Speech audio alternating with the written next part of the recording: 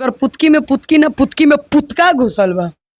अब रौरे सोची कि जौना लड़की के साथे ऐसा भइल उ खुल के कही कि पुतकी तो सीधा काहे ना के कह देत के घोप घोप बह रहे। हाँ। सीधे कह दे के बारी कोड में क्या बोले के बा, बोल दे के घोप घोप बह रहे, बात खत्म हो गई। बात तो उहे न भइल। तो बात हुए बोलते सीधा बोल दे, जब बेशर्मी तोर नंगे नाचे के बा त का पेन के बाटे गंजिए थी सु खोलिए के नाचे जब नाचे। प्यार उनकरो रहे, प्यार हुआ बड़ा से कैले रहन। आज हम लड़े खातिर तैयार बनी तो उ पीछे अपन हटा ले रहन। अच्छा कहीं मुतनी नहीं खन लड़ौले। अब बताइए, अब अभी एगो नया शब्द आ गइल। पहले तूफान ले लिया तो कहता रहे कि पुतकी अभी मुतनी में मुतनी। बाप रे बाप, ऐसा नहीं सब। हाँ तो देखी हम बोली ले तो जन खुला बोली। तूफानी एक बात बता देता नहीं, अगर ते हमरा से बियाह ना कैले तब पूरा मीडिया समाज में गारंटी लेता नहीं तोर पूरा एने के उन्हें उखाड़े ना देनी, पूरा इंडस्ट्री में नाम ना बर्बाद कर देनी। तो हम असल सोना पांडे। तो जब अगला के दिमाग में ये बैठल बा कि तूफान लाल के इज्जत के कचरे करे के बा, तू तो कहबे न करी, उहे न कही। हमरा तो नहीं लगत कि इनकरा से पहले बहुत अच्छा लड़की के साथ काम कर और लड़की कहे ना आरोप लगा दिली सन। एहू से बढ़िया गाना खराब गाना कैले बना तो उ लड़के कहना आरोप लगा दिली। तो ऐसा का इनकरा में चीज रहे नानी भैया से हम करीबन हम जाना तनी बहुत दिन से उनकरा के बहुत बढ़िया आदमी हन। आ जहाँ तक इस सब के बात कहतनी कि संभोग तका संभोग तो दूर के बात बा, अगर सामने दूगो लड़की खड़ा हो जाली सो तो बेचारा चुपचाप देवता नहीं बैठल हन। यहाँ तक कि गाना में कोनो शब्द होला लड़की जब सामने भोकरू में गावेला तुम उड़ जाले, ठीक बा। तो हम कैसे मान जाए कि का से का कदम बनैले बानी? काफी बार। कितना बार? लगभग 5 से 6 बार। 6 बार? अरे भाई तो रौरा कलकार बनी, हम कलकार बन तो रौरा हमरा लगा हमरो लग जेबे तेकर मतलब का बोलो हमरो के मतलब रेफ कर देले बनी। गवाही में कहती है लड़की है ओकर बहिन जन बिया मुस्कान कि हम लेके गई। ई के हम मुस्कान? हाँ तू जब सब उनके साथे होत रहे तो तू वही रहलू? दम थे, साथ में रहते हैं 24 घंटा दीदी के साथ में रहते हैं। हम सब देख ले, सब देखी सब फेमस हो गए ऐसा कोनो बात है। तूफान भी बहुत तने भोजपुरी पर चर्चा हो जा, भोजपुरी में आए दिन कंट्रोवर्सी होता है। अभी देखी प्रमोद प्रेमी के थमल तले ने तूफानी लाल के चालू, तूफानी लाल के थमल तने चिंटू पांडे। हाँ ए महाराज तूफानी भी ऐसा इंसान उनको विवाद में रहबे ना करस, उनकरा ऐसा का एथी बा। तूफानी भैया विवाद में ना रहे एकदम ना, पूरा इंडस्ट्री में जीत तूफानी भैया के एगो लड़की कहती है कि 6 बार कइले बड़ बे ये होइए ना सकला महाराज। वो लड़की लो से इतना दूर रहते हैं महाराज। कौन लड़की है जी? सोना पांडे। उहे का लुंगी में नाक वाली जन वीडियो अभी चला था। लुंगी में नाक वाली लड़की। बताइए कोई मुतनी नहीं खन लड़ौले। अब बताइए, अब अभी एगो नया शब्द आ गइल। पहले तूफान ले लिया तो कहता रहे कि पुतकी अभी मुतनी में मुतनी। बाप रे बाप, ऐसा नहीं सब। हाँ तो देखी हम बोली ले तो जन खुला बोली ले भैया।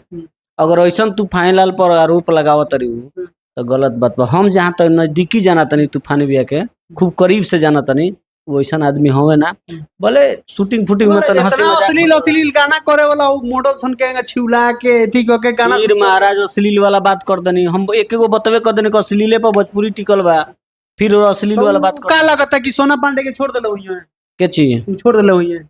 अरोरा का लगता कि सोना पांडे के कऊ कर देले हुई है ना। हमरा तो मतलब कि जौन हिसाब से लड़की रो के कहतिया ओहि हिसाब से तो हमरा सब फेमस हो के थी महाराज। मतलब लड़की अच्छा तूफानी लाल से पहले सोना पांडे के केहू जानत ल? तूफानी लाल से पहले तो नहीं रोआ जानत नहीं, हम जानत नहीं।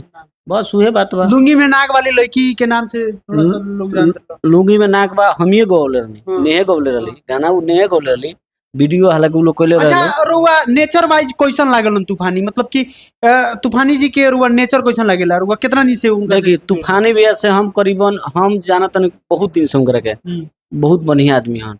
आ जहाँ तक इस सब के बात कहतनी कि संभोग तका संभोग तो दूर के बात बा, अगर सामने दूगो लड़की खड़ा हो जाली सो तो बेचारा चुपचाप देवता नहीं बैठल हन। यहाँ तक कि गाना में कोनो शब्द होला लड़की जब सामने भोकरू में गावेला तुम उड़ जाले, ठीक बा। तो हम कैसे मान जाए कि का से का कर दिल हुई है? नहीं कर सको एकदम नहीं, हम लिख के दे दें। का लागत लड़की जन बाटे झूठ बोलती है, कहती है कि 6 बार फ्लैट पर गइल बनी हम। अरे भाई तो रौरा कलकार बनी, हम कलकार बन तो रौरा हमरा लगा हमरो लग जेबे तेकर मतलब का बोलो हमरो के मतलब रेफ कर देले बनी। गवाही में कहती है लड़की है ओकर बहिन जन बिया मुस्कान कि हम लेके गई। ई के हम मुस्कान? उनकर बहिन बिया, कौन बहिन बिया बनल बिया एगो। तो का उ देखे गए रे का तूफान भैया करत हलन? त हां उ कहती है देखत रह हम सब देख ले, सब देखी सब फेमस हो गए ऐसा कोनो बात है। तूफान भैया बहुत बढ़िया आदमी है। हम केहू से पता कर लेम, हमरे से नहीं कितना दिन से जानते हैं? हम तूफानी भैया के 2006 से जानत नहीं 2006 जी। जब उनका नाम बोस रहे विक्की बोस तब से हम जानत नहीं। पहले प्रोड्यूसर रहे हैं तब से हम जानत नहीं। प्रोड्यूसर लन तब पहले वो प्रोड्यूसर रहे हैं। तो पहले ही के मतलब कि उ छिनार लन की अभी जोन बटे नया परिषद अरे भाई पहले कोनो लड़की से ये अफेयर धरती पर के नहीं के छिनार तनी बताई ना। नहीं है। हमनी के छोरी जब देवते देवते मुनि छिनार रहले तो दूसरा के छोरी ना। अभी देवता मुनि पर मत जाए, लेकिन अभी जोन बटे तूफानी लाल यादव के कोनो लड़की से संबंध रुआ देखता भर में कौन रहेगी ना हमरा जानकारी में नहीं। अभी जब भी मिले नहीं रुआ कैसन लागे लोग? अरे वो जब भी फोन करीले चाहे जब भी मिले तो बढ़िया से उनके अथी होला। आ देखिए जहाँ तक लड़की के मैटर बा भाई सबके गर्लफ्रेंड सबके बॉयफ्रेंड के मैटर तो भाई पर्सनल मैटर बा। बाकी हई जौन अभी चलता ना ई हमके हमार दिल गवाही नहीं के देता। आई एकदम रोआ कहीं से पता कलम ई कहीं से ना हो सकेला। वो लड़की कहती है कि पुतकी में पुतका घुसा दिया है। अब रौरे सोची कि जौन लड़की के साथे ऐसे भर खुल के कही कि पुतकी में पुतकी तो सीधा कहे ना के कह दे के घोप घोप बैठ रहे। सीधे कह दे के बारी कोड में क्या बोले के बोल दे के घोप घोप बैठ रहे बात खत्म हो गई। बात तो उहे न भई। तो बात हुए बोलते सीधा बोल दे जब बेशर्मी तो नंगे नाचे के बा तो का पेन के बाटे गंजिए थी खोलिए के नाचे जब नाचे के बताओ। वो तो कह रही है कि सुन तूफानी अगर ते हमरा के एक्सेप्ट ना कइले शादी ना कइले तो तोर इज्जत के ऐसन फलूदा बनाए कि भोजपुरी में ते मुंह दिखावे लायक ना रही। तो जब अगला के दिमाग में ये बैठल बा कि तूफानी लाल के इज्जत के कचरे करे के बा तू तो कहबे न करी उहे न कही।